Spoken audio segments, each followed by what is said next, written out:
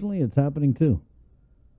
7:48. Let's go ahead and head into the KUM News Zoom room where the president of the Mayor's Council of Guam, Mayor Jesse Alig, is standing by. Good morning, Mayor. Good morning, Alpha Day. Half a day.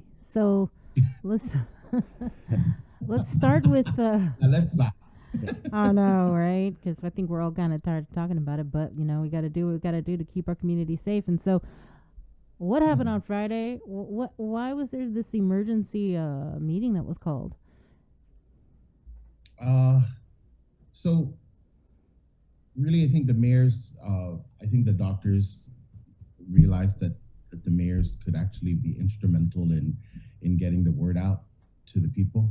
And so, there's everyone has their own point of view as to how, what to do best with the pandemic. But we're going to focus on asking our residents to get tested, encouraging our residents to get tested. And we're certainly going to, it's definitely not going to be everybody's deal. But the importance of testing is knowing your status, knowing if you're positive or not. Because if you don't know you're positive, and Chris was just talking about, people not knowing that they're sick. Well, that's the problem, is that people don't know that they're positive and they don't know they're sick until it's too late. And that's the reason for all the deaths on arrival. So our focus really is to get the word out to get tested. We want to be able to share with our residents where to get tested. We do know that, the T's and lines are always long and everyone complains about it. And we know that in Alahan, the Southern Center opened up, and for whatever reason, if those lines get long, there's the Northern Regional Center as well. And there's the Tier 2 clinics. And that's what we want to put out. We want to push out that those clinics and those sites are available for testing for anyone. And most importantly, that the testing is free. Whether you're insured or uninsured, you certainly can get tested. The other issue is if you're not feeling well, don't worry about don't worry about not having insurance, because those Tier 2 clinics will accept anyone who is feeling sick to get tested and to get checked at no charge. And I reconfirmed that and reconfirmed it again, so that we can let our people know, hey, don't worry about not being able to pay if you're not feeling well. And it's sneezing, coughing, maybe even a headache, and just not feeling typical when you wake up in the morning. Go and get checked. And the doctors have said it time and time again. If you're feeling different, if you're not feeling normal, and even if it's a slight cold, it probably isn't a slight cold, or it isn't the typical flu. You may be COVID positive. And so it really will save your life to go and just get checked, whether it's to get tested or to get medical attention, because for some people it's too late. And that's the sad part, is for a lot of people the last couple of weeks, it has been too late for them. And that's our message from the Mayor's Council of Guam. And that's what we're going to do for the coming weeks, is really encourage our people to get tested, just so that you know your status. If you're negative, then continue to live a healthy life. If you're positive, then get checked. If and seek medical attention so that you can continue to live healthy. And that's our angle. And we're hoping not to be combative in that, and we want to just be helpful. And we feel like we can. And so that was the gist of the meeting, and that was what we agreed to as the Mayor's Council. And we'll continue this week to work with other agencies and entities who can help us reach out to residents. So we've tried many different ways to get the message out. We do flyers, and we see all the flyers. We see all the JIC releases. We see video clips. We see tons of video clips. But are we reaching the people that need to get the message? It doesn't seem like that, because people are still dying. And so on top of, yes, we did produce a short video clip unprofessionally, but we're trying to just get the message out that we are working on a different angle. Right. And it really is just to encourage residents. We're not telling anyone what to do. We're not saying that you have to do it. We're just encouraging everyone that, this is what the doctors are telling us. And we're hoping that you'll heed this message and you'll heed this request to get tested if you're not feeling well. It's not just the typical flu anymore, and it's not the typical cold. And that just needs to get driven in, because that's what's killing everyone, not knowing what's happening. And so we're really hoping to work that angle. And the grassroots level, most people know the mayors to be grassroots type of people. And so we really are trying to get to the really be the boots on the ground. And I know that I did mention to Bree last week about door to door. And door to door was what came up as an option. But again, it really is the mayor's discretion as to how they're going to execute their village campaign to get the word out. Mm-hmm. We are going to try another option, and that's phone banking. So we do have a script that is approved that we'd like to share with, that we will use with our volunteers and our office staff to call around our residents to make sure that they know we're here if they have any questions. And if you need any information on testing clinics or testing sites, we have that information for you. And so we want to be, I know that, not all the mayors are going to be able to do all of it at once, because again, we still have to do our regular duties. But again, that's what we're working on this week, is to see how we can begin to phone bank, so that we don't actually have to go knock house to house to knock on their doors. We could actually just do the phone banking. And we all won our election, so we know how to phone bank.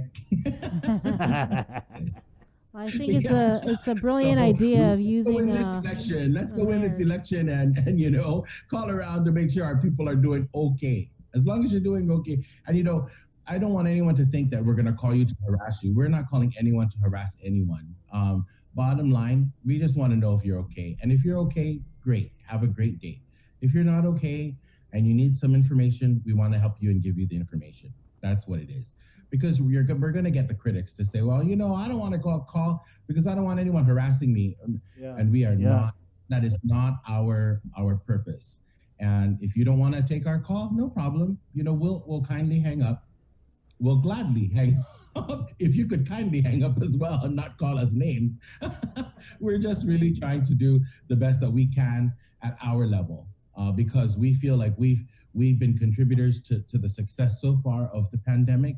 And of course, I don't know if you could use success and pandemic in the same sentence, but we just really want to try and see what we can do on our end, because like I said, the governor, the administration, the legislature, the public health, and everyone else, the doctors, they're working their own angle, and we're hoping that we can help this way. Well, we're gonna play your, what did you call it, unprofessionally done video. Woohoo, yeah. Yeah. It's very nice. It's actually very nice. It's very well done, Mayor. Grassroots is what he called it. And so here again is the Mayor's Council of Guam with their Get Tested PSA.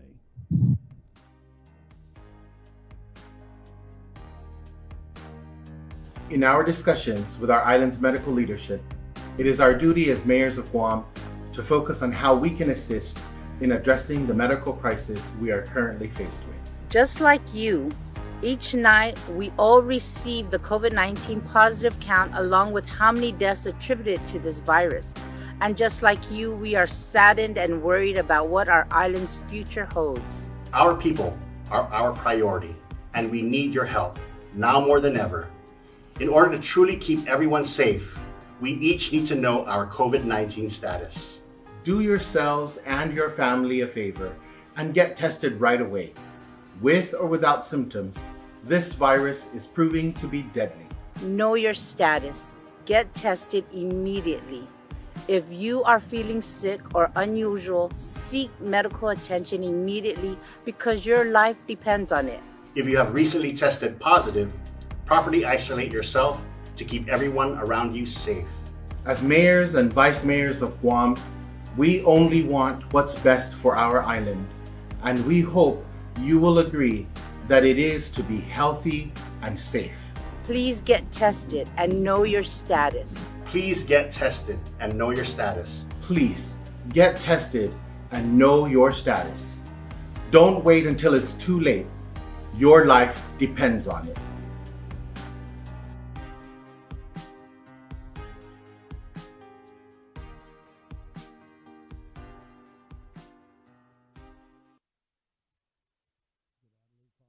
Like, hey, who did that video?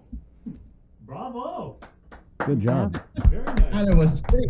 Good job. You know Wait, the one thing I actually appreciate about that, Mayor Jesse, was that you guys did not mince words, and I mean the message is very, very strong.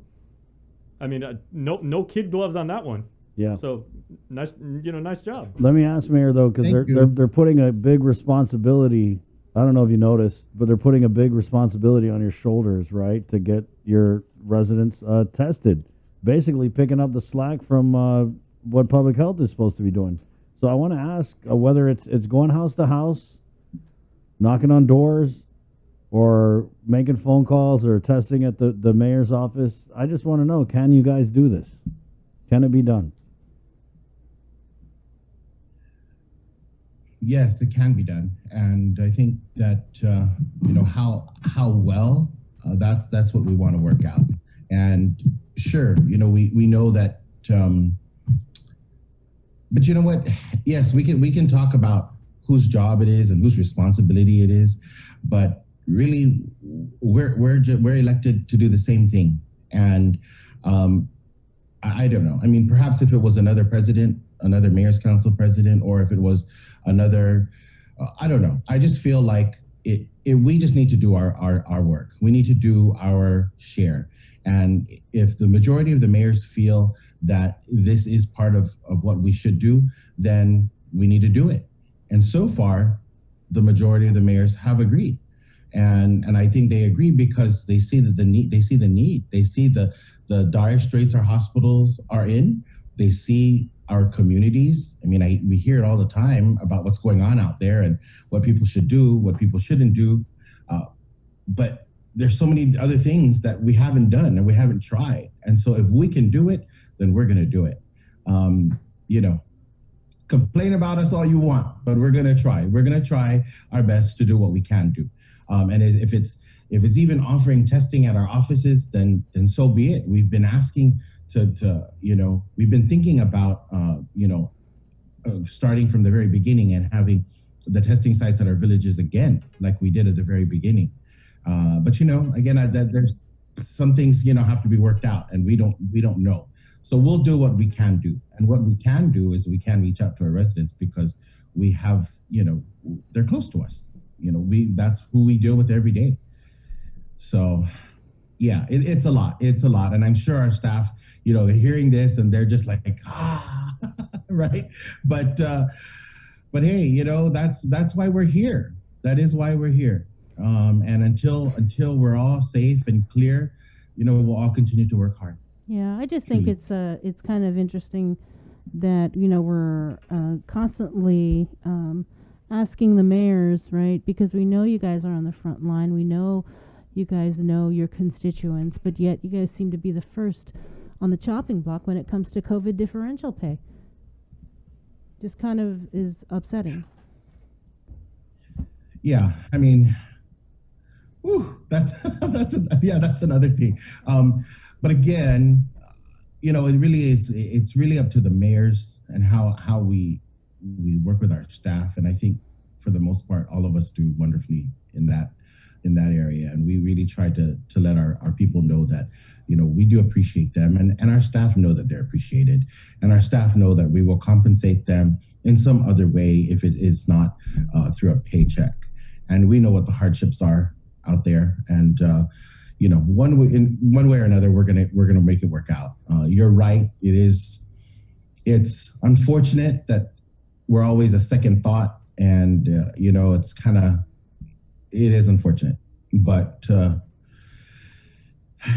what do they say? It is what it is, and we'll just have to press forward.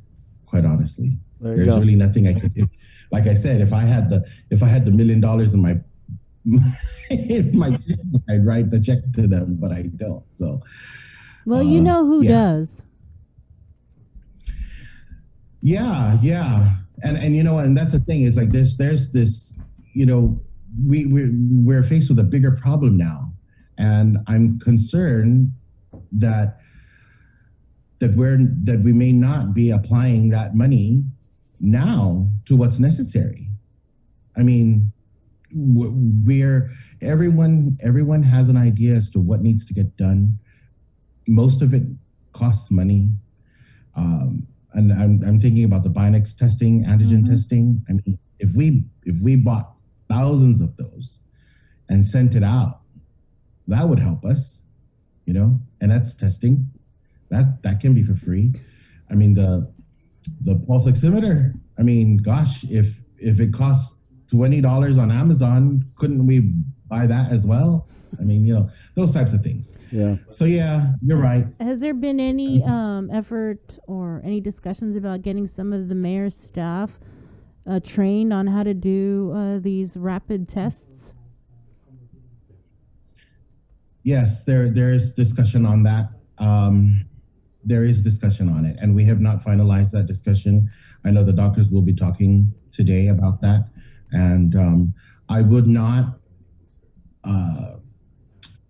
I won't force that on the mayors. If the mayors want to do it or want to conduct the testing in their offices after a training and after it is approved by public health, then I would welcome it.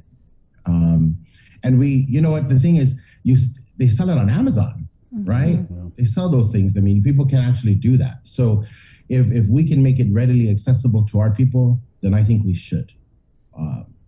And if all goes well, we will, but again, that's just kind of dependent on the doctors talking with public health on how we can move forward with that and whether it's available for us. Because it just kind of makes me wonder, why are we going and having the mayors do this campaign to try and get more people tested when you would think that people already know where to go get tested, but Yeah. But it's like it's on you guys now. Go and get everybody to go get tested because we can't seem to convince people to go and get tested and not offer any more, opportunities or locations to go get tested that are closer in and within their communities.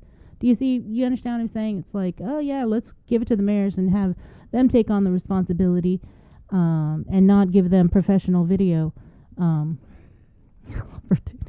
Well, you guys didn't even get a professional video done. Damn.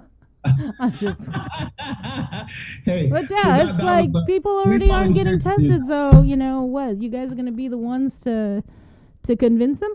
I mean, yeah, you got to try, but you're not even offering more places for them to go get tested except for the ones that are available now.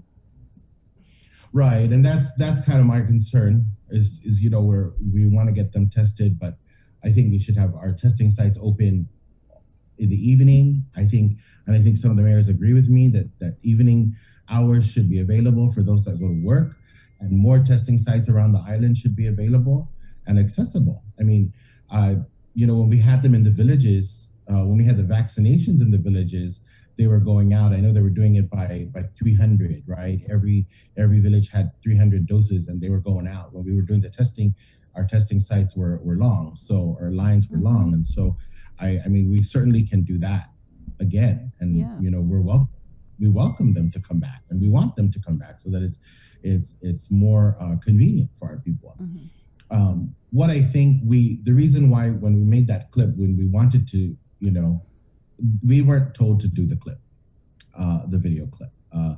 We wanted to also list those clinics and testing sites because a lot of us know it by heart, but sometimes we need to see it, right? We need to see it over and over again, because that's what's available. So take a look, take a screenshot and check them out. Go there. And we can only do what we can do with what's available, and that's what we're doing. Mayor, do you feel like because the way I look at it, it's like these people who are succumbing to the virus, showing up dead on arrival.